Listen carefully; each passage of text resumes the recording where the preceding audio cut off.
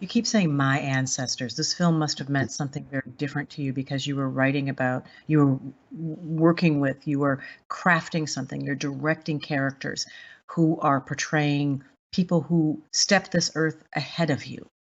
Had you ever been on a plantation? Had you ever been in a cotton field?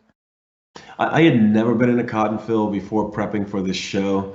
It was fascinating to see what cotton actually looks like, to reach down and touch the branches. Yes, exactly.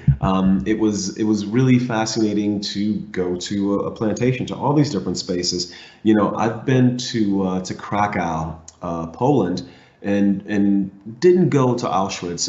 I was over there for a film festival, but even just being in that space, there's something you feel.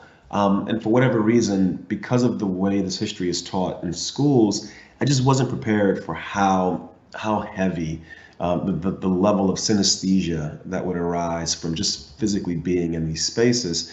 And then we're recreating these images in the spaces, film this entirely in the state of Georgia, in so many spaces where these things happened, and it was overwhelming at times. I went through a whole range of emotions, but one of those ranges was there was this distance between myself and my ancestors, I feel, before making the show. And over the process of making it, that distance just shrank and shrank and shrank and shrank until it sort of felt like it became like this. There were so many background actors on this show and principal cast as well, but I really loved working with the background actors because there were times where we would call cut. I would assume everyone would want to flee the set and get out of their wardrobe, but we rebuilt the slave quarter from the ground up, spec to spec, as it would have been.